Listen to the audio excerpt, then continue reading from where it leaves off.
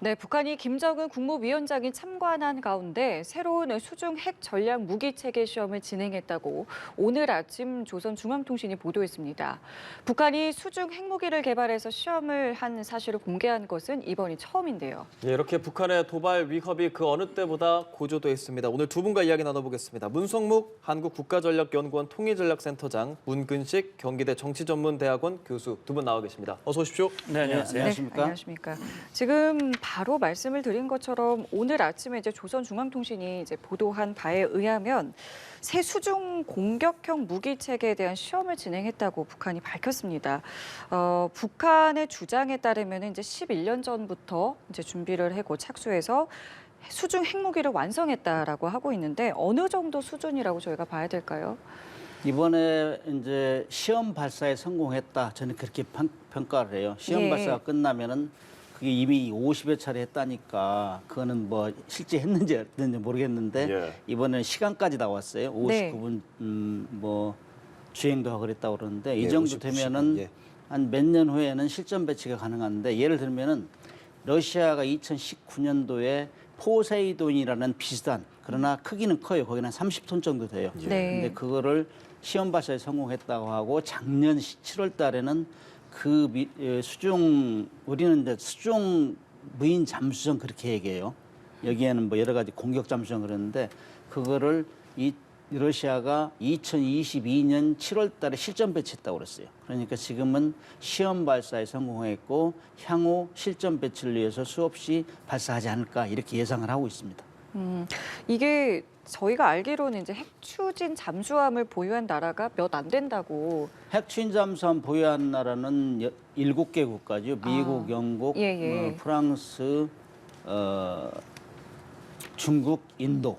뭐 이 정도 되고 지금 브라질이 7번째로 가지려고 하는데 사실상 이 핵추진으로 이제 이렇게 잠수함 또는 잠수정 만드는 건 쉬운 건 아니에요. 그러나 최첨단이라고 볼 수 있죠. 예, 문 센터장님께서는 이러한 잠수함을 이용한 핵 추진 아주 예상 외라고 보시는지 혹은 북한에서 이 정도 할 수 있었다라고 생각하셨는지 궁금합니다. 예, 그러니까 말씀하신 대로 이제 북한이 자기들이 개발한 핵 탄두를 다양한 무기 체계에 실어서 그래서 상대방을 공격하기 위한 그런 준비를 끊임없이 해오고 있거든요. 예.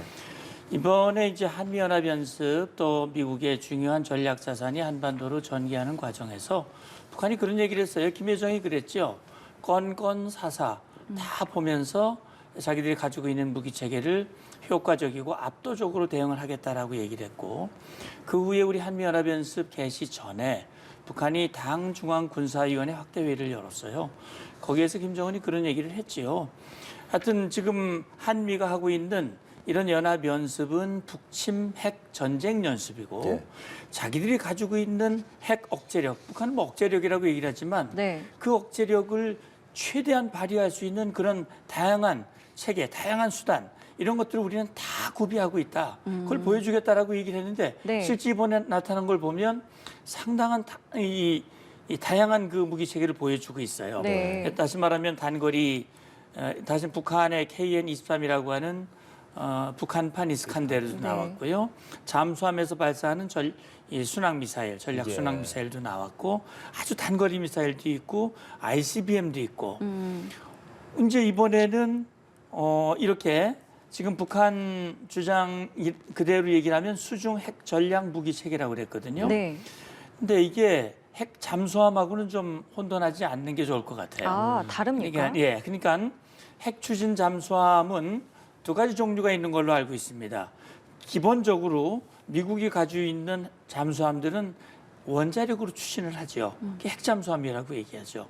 그 핵추진 잠수함인데 핵추진 잠수함 중에는 핵무기를 발사할 수 있는 잠수함도 있고 핵무기를 발사하지 않는 잠수함도 있습니다. 이게 다양해요. 그러니까 지금 사실 핵추진 잠수함을 갖기를 원하는 나라가 많죠. 그런데 말씀하신 대로 세계 몇 개 안 되거든요. 이게. 근데 지금 북한이 발표한 이 수중 핵전략 무기 체계라고 하는 것은 무인 잠수정입니다. 그렇지?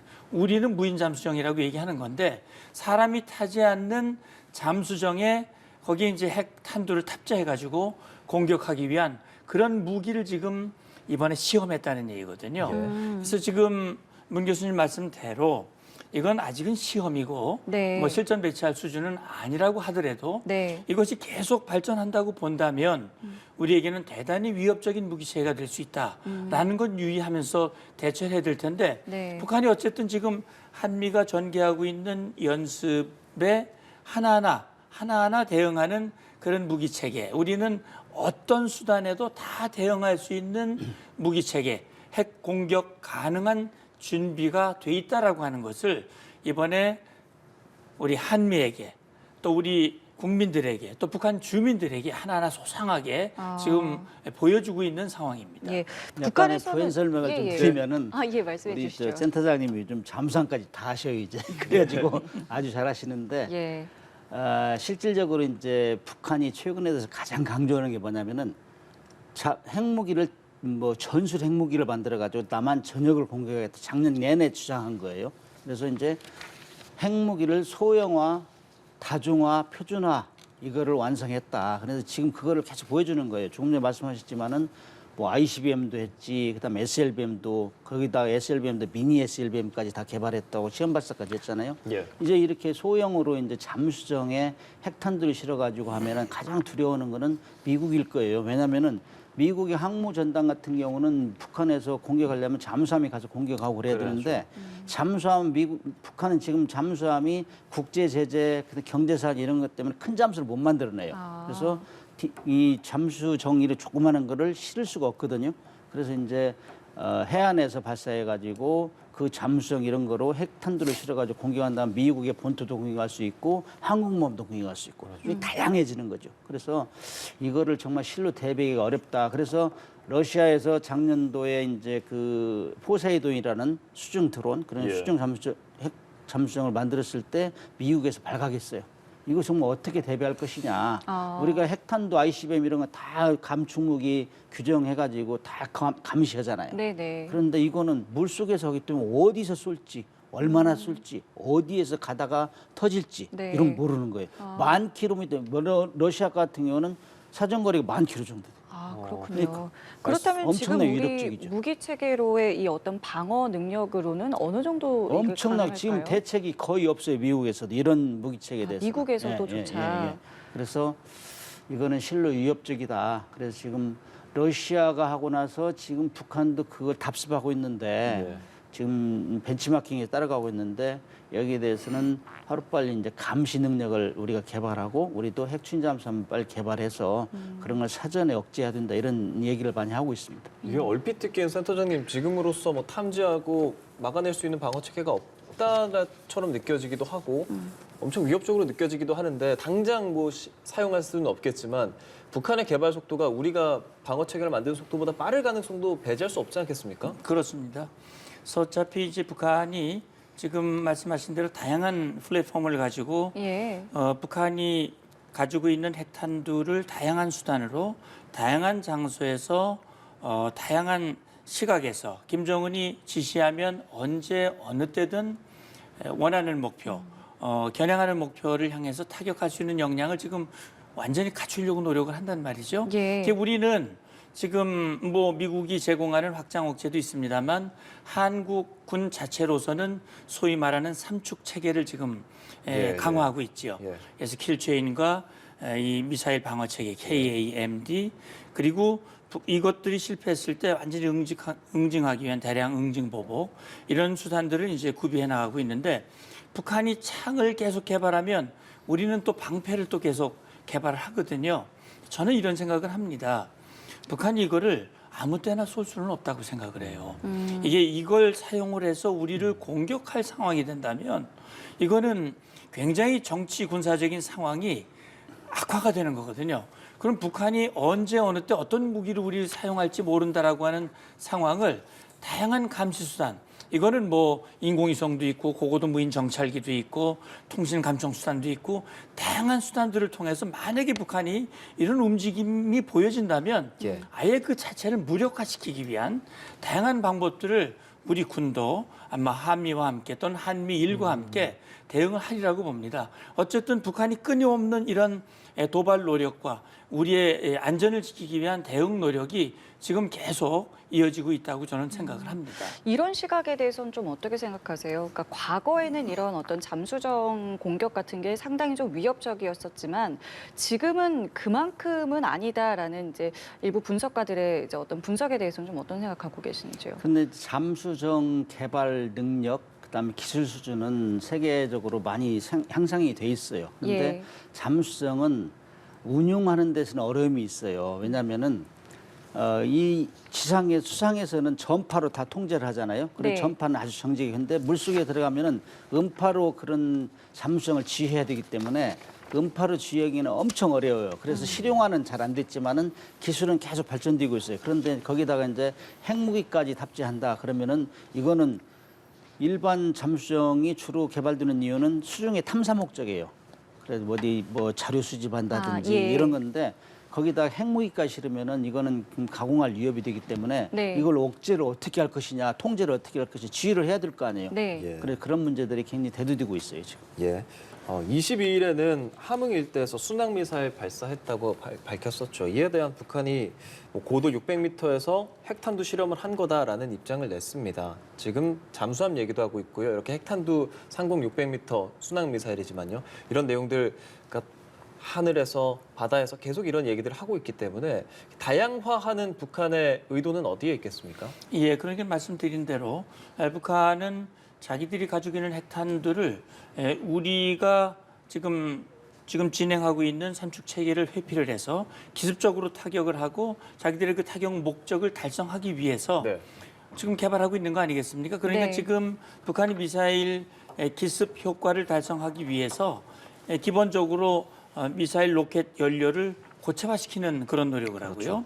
그다음에 다양한 발사 수단을 개발을 하고 있는데 뭐 나왔습니다만 심지어는 열차에서도 쏘고 그다음에 저수지에서도 쏘고 이번에 지금 발표한 22일 날 북한이 함경남도 함흥 일대에서 발사한 이 미사일은 뭐 이 해안가 네. 절벽에서 쐈다고 그래요. 네. 그래서 이제 제가 볼 때는요 이렇게 다양한 시간과 플랫폼을 가지고 다양한 장소에서 다양한 방법으로 우리는 대응할 수 있다. 다시 말하면 한미의 감시와 정찰과 선제 타격을 회피해서 예. 우리는 얼마든지 대응을 할 수 있다라고 하는 것을 한미에게도 보여주고 북한 주민들에게 보여주고 예. 이런 의도를 가지고 있다고 저는 보고 있는데요. 네. 그리고 이게 보면은 이제 그 전에 북한이 이스칸데르 할 때도 800m 상공에서 네. 폭발 시험이 네네. 성공했다고 그랬거든요. 예. 조정 장치와 핵탄두 물론 뭐 모의 탄두입니다만 성공했다고 그랬는데 800m가 뭐 핵 전문가에 의하면 가장 효과를 극대화시킬 예. 수 있는 이런 목표라고 하는데 이것도 600m예요. 그래서 800m와 600m가 어떤 차이가 나는지 저는 뭐 기술적으로는 잘 모르겠습니다만 어쨌든 북한이 그 고도에서 핵탄두를 기폭하고 네. 그걸 통해서 자기들이 이 효과를 극대화시킬 수 있는 그런 실험을 성공했다라고 하는 것을 지금 과시하고 있는 거거든요. 예. 그래서 한미를 향해서 이 압박과 이 위협의 수위를 높이고 북한 내부에는 김정은의 업적을 부각시켜서 결속시키려고 하는 이런 목적을 같이 이루려고 하는 의도라고 저는 봅니다. 예. 교수님 아까 어떤 말씀 하시려고 하셨는지요?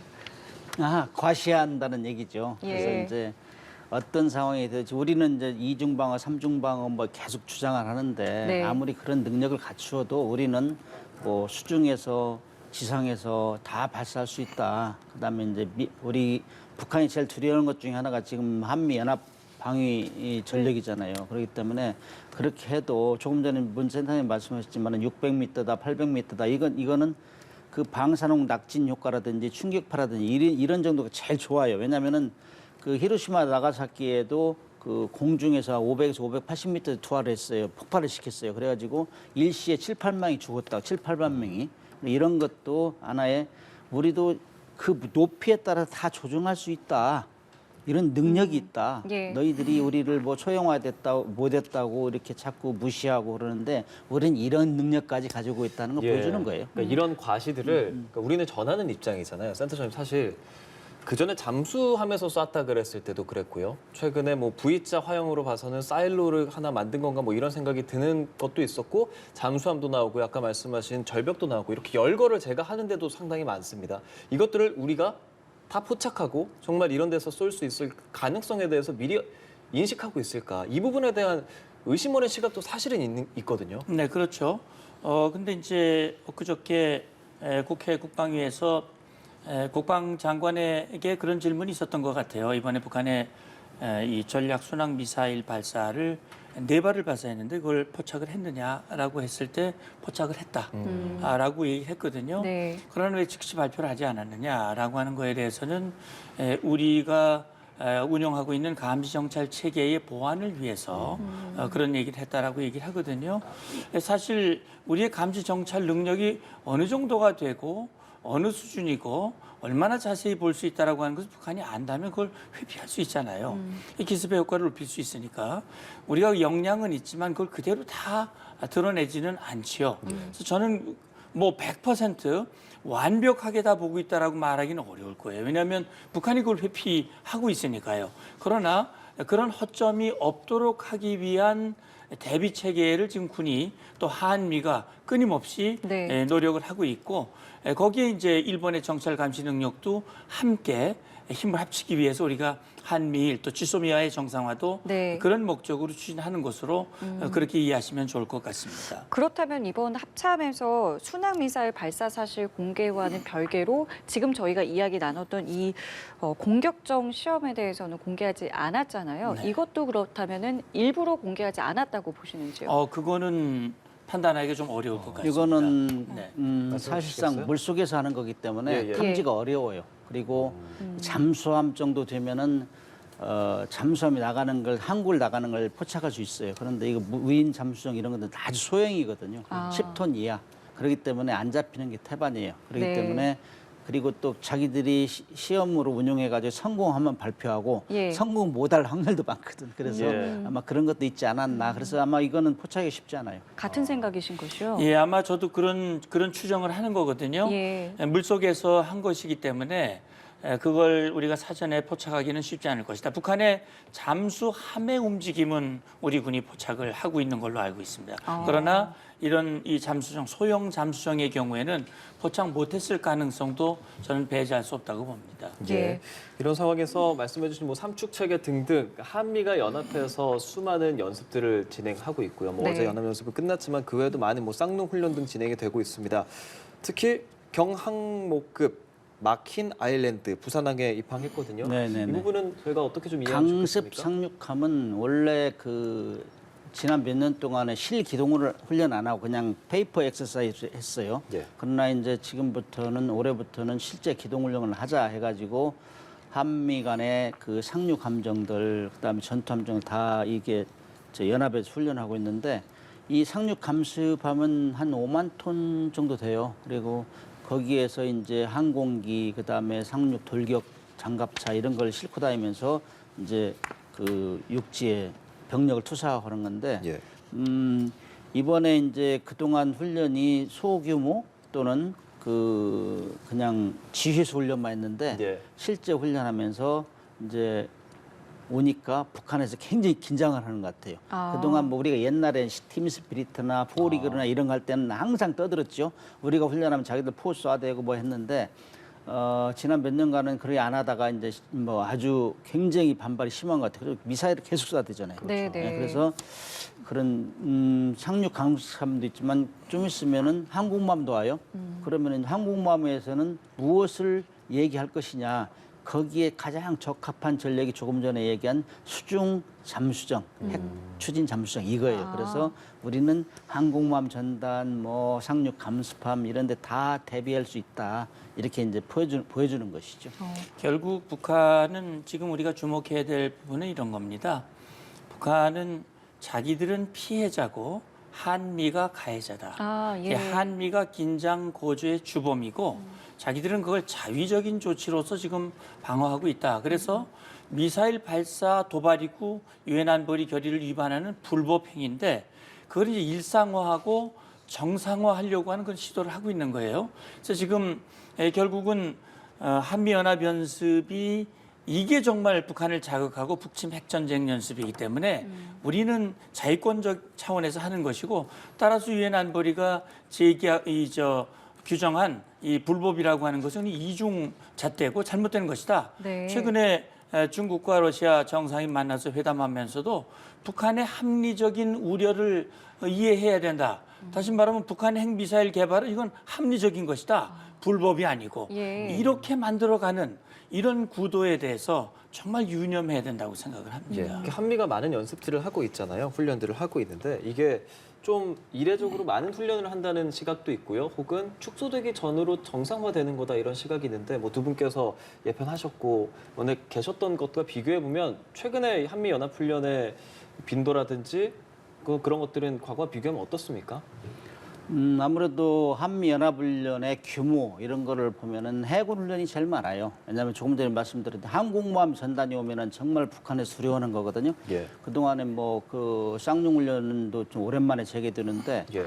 이렇게 되면은 원래대로 복귀하는 거 아닌가? 그러면서도 지금 윤석열 정부에서는 좀 강화하잖아요. 네, 너희들 네. 북한 정말 우리가 힘으로 압도하겠다 이런 얘기를 하니까 과거보다 제가 볼 때는 약간의 강화되는 게 아닌가 이런 생각을 합니다. 예. 그리고 특히 이제 북한이 지속적으로 미사일을 발사하면서 유엔 안보리 결의도 위반하고 그러니까 국제적인 여론이 악화된 상태에서 지금 재개되는 거거든요. 그래서 이제 제가 볼 때는 과거의 그 연합훈련의 회귀 이상 그 수준으로 가고 있다. 저는 그렇게 봅니다. 그렇군요. 뭐 저도 과거에 현역에 있을 때 연합훈련을 많이 참여를 했었어요. 예. 이제 팀 스피릿 연습에도 직접 뭐 몇 년 예. 직접 참여를 했었고 네. 그다음에 이제 사실 한미연합연습을 우리가 축소 폐지한 것은 2018년이죠. 김정은이 비핵화를 하겠다. 물론 조건부 비핵화지만 그러면서 이제 남북 미북 정상회담이 열렸고 그래서 김정은이 한미연합연습 중단해라. 그런 요구를 트럼프 대통령이 받아주었어요. 2018년에 이제 중단이 됐는데 그 이후에는 지휘소 연습만 했어요. 이 지휘소 연습, 그다음에 야외 실기동 훈련은 대대급으로 아주 축소를 해서 소규모로 진행을 했는데 그런데 사실 비핵화가 안 됐잖아요. 북한의 핵미사일 역량은 뭐 고도화되고 제가 그때 가장 우려했던 것은 네. 북한의 핵미사일 역량은 고도화되고 한미연합 억제력은 축소되고 그럼 아주 최악의 시나리오인데 이 최악의 시나리오가 전개가 된 겁니다.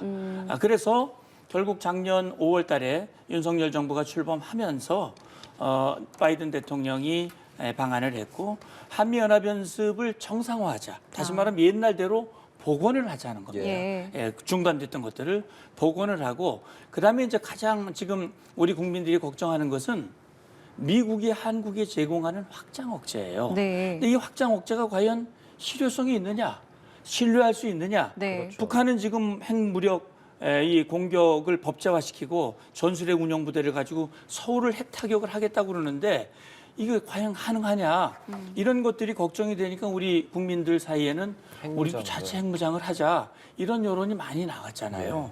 결국은 그러다 보니까 지금 미국이 가지고 있는 우리 한국이 제공하는 확장 억제의 수단들, 중요한 전략 자산들, 네. 뭐 항공모함도 있고 핵잠수함도 있고 네. B1B 뭐 이런 전반적인 이런 핵 이 자산들을 전개해서 한국군 부대와 연합 네. 그런 상호 운용성을 제고하는 이 연습을 하는데 저는 과거에 했던 연습을 뛰어넘는 그런 수준은 아니라고 저는 봅니다. 다시 말하면 5년 전에 중단됐던 것 수준으로 가는데 다만 예. 쌍용 연습 같은 경우는 좀 늘어났어요. 이건 명확하게 원래 쌍용 훈련은 여단급 훈련인데 네네. 금년에는 4단급을 했거든요. 네. 4단급 훈련으로 이 역량을 늘린 건 맞습니다. 어떤 훈련입니까? 그러니까 쌍용 훈련은 한미 연합 상륙 훈련이에요. 예. 우리 그 1950년 9월 15일 날 인천에서 인천 상륙 작전이 있었잖아요. 인천 상륙 작전이 6.25 전쟁에서 이 풍전 등화에 몰려있던 낙동강 이 방어선을 돌파해서 북진하는 전환의 기회를 삼았거든요. 이 상륙 작전이라고 하는 것은 북한이 우리를 재침을 한다면 전면전이 다시 발생을 한다면 한미 연합 해병대가 동해 또는 서해에 예. 중요한 지점에서 상륙을 해서 정말 목표 지점으로 타격하기 위한 그런 전반적인 절차 연습을 하는 거거든요. 네네. 그 절차를 위해서 지금 말씀하신 이 강습 상륙 항공 네. 항공모함이죠. 예. 항공모함까지 전개를 해서 이 절차 훈련을 지금 하고 있는 겁니다. 예. 그래서 과거에 비해서 연합 상륙 훈련 같은 경우는 규모가 좀 늘어난 측면이 있습니다만 네. 5년 동안 중단을 했고 그동안 못했기 때문에 네. 이번 기회를 통해서 다시금 연합 억제력을 강화하는 계기라고 저는 생각을 합니다. 말씀하신 것처럼 북한 입장에서는 이것을 이제 도발의 원인으로 삼을 만큼 위협으로 느낀다라고 저희가 반대로 해석을 할 수 있는 거 아니겠습니까? 말씀하셨지만은 예. 북한에서 제일 두려웠던 게 그 6.25 전쟁이 끝나고 나서 제일 후회했던 것 중에 하나 인천 상륙작전을 못 막았다 그거예요. 아. 가장 큰 교훈 중에 하나가. 예. 그 인천 상륙작전하면 상륙작전이죠. 상륙군을 거기 이제 투입하는 거니까 지금 하는 훈련은 그거예요. 미국의 가장 큰 상륙 강수가 뭐 5만 톤짜리, 우리 거 14,500톤짜리 그 독도와 마라도 총 동원해가지고 거기에 상륙군을 싣고 바다 외곽에서부터 함정에 실은 항공기로 먼저 가서 공격하고 정찰하고 그다음에 위협을 제거하고 그다음에 함정에 있는 소형 추정을 통해서 상륙군을 투입하고 상륙 돌격 장갑차를 투입하고 이렇게 최종적으로 거기에 이제 상륙군을 전체적으로 투입해서 목표 지역으로 향하면서 이제 뭐 적의 그 중간 지점, 보급 지점 차단한다든지 이런 거기 때문에 북한에서 보면은 우리가 해병대를 가지고 있는 거하고 안 가지고 있는 거 엄청나게 차이 나는 거예요. 그렇죠. 그렇기 때문에 예. 방어를 안 할 수가 없잖아요. 네네. 신경이 아주 곤두서 있는 거죠. 그래서 이제 쌍용 훈련을 지금 강화하고 있죠. 예, 그렇습니다. 이렇게 쌍용 훈련까지 강화하는데 사실 저는 궁금한 게 이렇게 많은 훈련들을 하고 있고 그 전 수준으로 복원하는 정도라고 말씀해 주셨잖아요. 쌍용 훈련이 좀 더 단급으로 확대된 것 말고는. 그렇다면 앞으로는 더 확대돼야 한다고 보시는 겁니까, 센터장님? 그러니까요. 이제 이 군이 전투력을 발휘하려면 훈련을 해야 되거든요. 훈련하지 않는 군은 사실 전투력을 발휘할 수가 없습니다. 지금 이제 윤석열 정부가 추진하고 있는 이 외교 안보 전략, 국가 안보 전략의 핵심은 힘에 의한 평화거든요. 예. 평화는 말로 되는 것은 아니다. 그걸 뒷받침할 수 있는 힘이 있어야 대화에서도 협상력이 발휘가 되거든요. 저도 과거에 군사회담을 많이 했습니다만 네. 우리의 든든한 이런 우리의 국방력, 우리의 힘을 협상력을 가지고 가서 했거든요. 예. 우리의 대응 능력이 높아지면 높아질수록 이런 결과가 나와요. 김정은이가 이렇게 우리가 아무리 핵을 개발하고 미사일 개발해도 한미의 억제력을 우리는 당해낼 수가 없다. 이건 불가능하다. 예. 그러면 이렇게 해서 주민들도 굶어 죽어 넘어가고 예. 정권이 흔들린다. 차라리 비핵화하자. 핵을 내려놓고 이제 협상으로 나가자. 그런 동기를 줄 수 있단 말이죠. 예. 그런 차원에서 저는 우리의 확고한 대비태세, 한미연합 억제력을 공고히 하기 위한 그래서 이제 훈련을 했으니까 어디가 부족한 부분이 있는가가 나올 겁니다. 네네. 그런 부족한 부분들을 보완해 나가고 다만 북한이 만약에 대화에 나오고 정말 이 실질적인 그런 비핵화의 단계에 들어간다면 네. 이런 것들 조정 가능하죠. 있는. 충분히 조정이 가능한 것이죠. 그래서 중요한 것은 북한 학에 달려 있고 그걸 반대하는 중국과 러시아도 그게 불편하면 북한으로 하여금 대화의 자리에 나오도록 북한을 설득하고 국제사회의 우려에 동참을 해야 된다. 그렇게 생각을 합니다. 관련해서 잠깐만 언급하면은요. 말씀하시죠. 우리가 이제 외국의 사례를 잘 봐야 되는데 우리가 환태평양 훈련하면 림팩 훈련은 최대 규모의 해상 훈련이잖아요. 이런 때 참관국을 많이 불러요. 저는 아까 말씀하셨지만 지난 정부에서는 실제 기동훈련 이런 거 안 했어요. 그래서 이거 군대가 훈련하면 존재 이유가 없다. 저는 항상 강조를 했어요. 그래서 북한도 필요하면 참관을 시켜라. 남북 화해 모드가 뭐냐. 우리가 침략을 하기 위해서 그런 게 아니고 와서 봐라. 예. 우리도 필요하면 너희들 포기하고 그렇게 하면서 훈련을 지속해야 된다. 그래서 제일 불만이 군대에서 훈련하면 전쟁이라면 어떻게 싸우란 말이에요. 그래서 이거는 훈련을 항상 해야 된다는 얘기예요. 그런 차원에서 좀 아쉬운 점이 있었어요. 지난 정부 때 저 어디 가서 주장하는데 훈련을 하게 해라. 왜 훈련을 안 하니까 오해받는다 국민들. 그다음에 훈련 안 하니까 막 사고들이 많이 나잖아요. 군기 사고들 많이 나고 해이해져가지고 이런 차원에서 이번에 이제 훈련을 이렇게 재개하면서 그런 면도 어우러져가지고 남북 대화를 할 때도 같이 참관 필요하면 참관도 하고 이런 조치를 했으면 근데 좋겠다는 참관에 생각이 들어요. 대해서는 반대하는 여론이 굉장히 높을 수 있다는 생각이 드는데요. 어떤 거예요? 참관에 대해서는요. 그렇죠. 그러나 계속 지속적으로 얘기해서 안 되는 거 없어요. 지금 뭐 림팩 훈련에서도 중국도 초청했었어요. 러시아도 초청했고 또 상대 적성 국가지만 필요해서 하면 되는 거거든요. 그래서 우리가 남북이 지속적으로 평화 얘기를 하고 통일 얘기를 한다면은 그런 방향으로 발전시켜야 되지 않은가. 저 개인적으로 그렇게 생각해 봅니다. 아니요, 그거는요. 실제 우리가 한미 연합 연습을 하면 매 연습할 때마다 북한에게 통보를 합니다. 북한에게 통보를 하고 북한이 전화 안 받고 전통문 안 받으면 이 편문점에서 군사분계선 이 후방에서 마이크로 스피커로 북한에다가 우리가 몇 월 며칠부터 며칠까지 이런 연습을 한다라고 북한에다 사전 통보를 합니다. 그리고 와서 우리 훈련하는 걸 그렇습니까? 봐라. 북한은 우리 보고 핵 공격 연습이라고 얘기를 하는데 정말 공격 연습인지 와서 진짜 봐라. 우리 문 열려 있다 와서 봐라. 근데 한 번도 응한 적이 없어요, 북한이. 그러니까 왜 응할 수가 없느냐? 와서 보니까 자기들이 거짓말이 들통이 나거든요. 사실 아시다시피 한미가 금년이 정전협정 체결 70년인데 정전 70년 동안 한미가 북한을 먼저 공격한 일은 단 한 번도 없습니다. 북한이 수없는 도발을 했지요.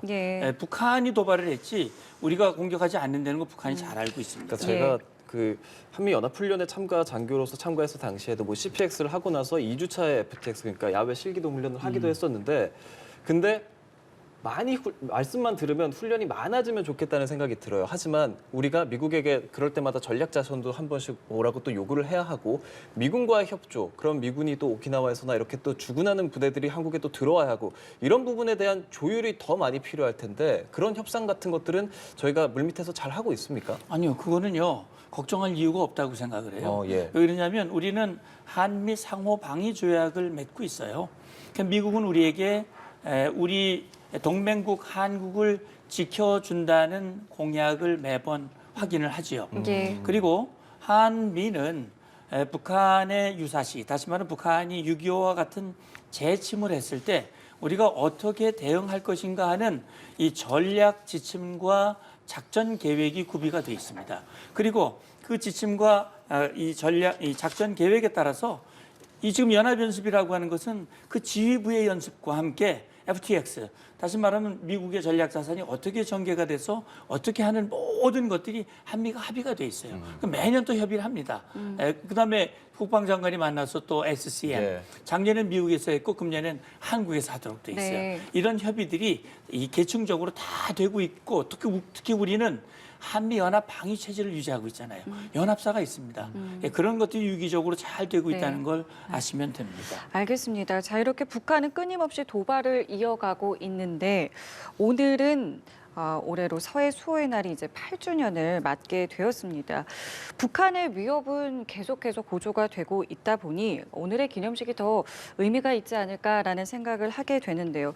서해 수호의 날 어떤 날인지 먼저 그 의미부터 좀 오늘 짚어볼까요? 서해 수호의 날이잖아요. 이제 아마 이 방송을 듣고 계시는 분들 중에는 서해 수호? 왜 서해만 수호하지? 이런 생각을 하실지 모르겠는데 이 서해 수호의 날은 북한이 서해에서 끊임없이 도발을 했습니다. 특히 이제 오늘 우리가 서해 수호의 날인데 천안함 2010년에 있었던 천안함 복침이 3월 26일 날 있었죠. 그리고 그 이전에 2002년에 2차 연평해전이 있었고요. 2010년 11월에는 연평도 포격이 있었습니다. 모두 북한의 도발이죠.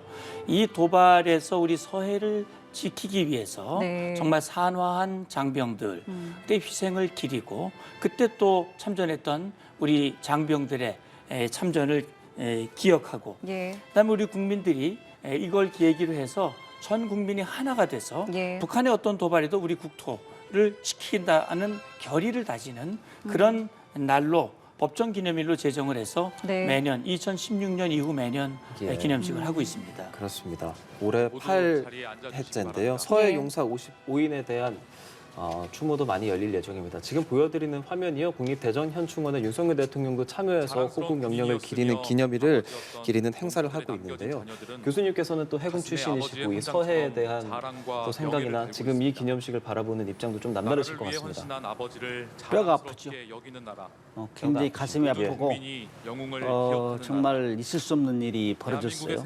뭐 우리가 선전포고에서 전쟁하는 상황도 아닌데 이렇게 정전시에 뭐 46명이 희생당하고 그다음에 갑자기 뭐 포가 날라와가지고 또 전사하고 이런 굉장히 가슴 아픈 일이에요. 있을 수 없는 일이 벌어졌는데 이걸 이제 2016년 이전에는 그 일자가 틀리기 때문에 나누어 가지고 평택에서 행사를 했어요. 그러다 보니까 분산되고 그래가지고 2016년도에 박근혜 대통령 때 제1회 해서 현충원에서 모아서 한 번에 하자.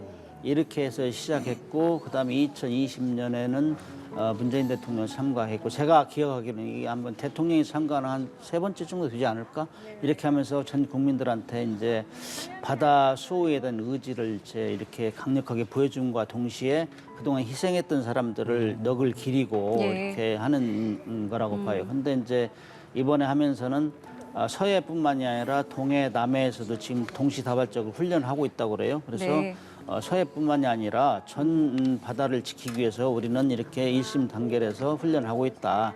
이렇게 보여주면서 전 국민한테 또 6월 달엔 또 호국 보훈의 달이잖아요. 그래서 이번에는 이를 계기로 해서 정말 우리가 국가를 지키는 것은 무엇보다 중요하다. 이런 의지를 표현해 주는 게 아닌가. 그런 의미에서 서해 수호나는 참 잘 지정했고 이거를 전 해역으로 이제 확산해서 훈련하는 모양도 참 좋다고 생각합니다. 예. 자, 지금 저희가 국립대전현충원에서 거행되고 있는 서해 수호의 날 모습도 보여드리고 있습니다. 전해드린 것처럼 윤석열 대통령도 취임 이후에 이제 처음 맞게 되는 이 서해 수호의 날에 오늘 이제 참석을 했고요. 잠시 뒤에는 2010년 천안함 폭침 사건이 북한의 소행이라는 내용이 담긴 메시지도 낼 것으로 보이게 됩니다. 이것을 그동안은 이제 북한의 소행이라고 장병과 유족들을 만나서 이야기는 했습니다만 이제 메시지를 내는 것은 처음이 아니겠습니까? 이 부분 좀 어떻게 보시는지요? 네, 매우 중요한 의미가 있다고 생각을 합니다. 북한은 이 천안함 이 피격 폭침에 대해서 인정한 적이 없어요. 2010년 5월 달에 북한이 이제 천안함 폭침 3월 26일이었는데 국제조사단을 꾸렸죠. 과학적인 조사를 다 했습니다. 북한이 발표를 했는데 아주 결정적인 단서가 나왔어요. 어뢰 추진체가 발견이 된 겁니다. 그래서 이 국제사회도 북한의 소행이라고 하는 것을 인정을 했어요. 근데 북한이 우리가 발표한 직후에 저하고 회담했던 박림수가 나와가지고 박림수 그때 이제 별 하나 달고 나와가지고선 그런 얘기를 했어요.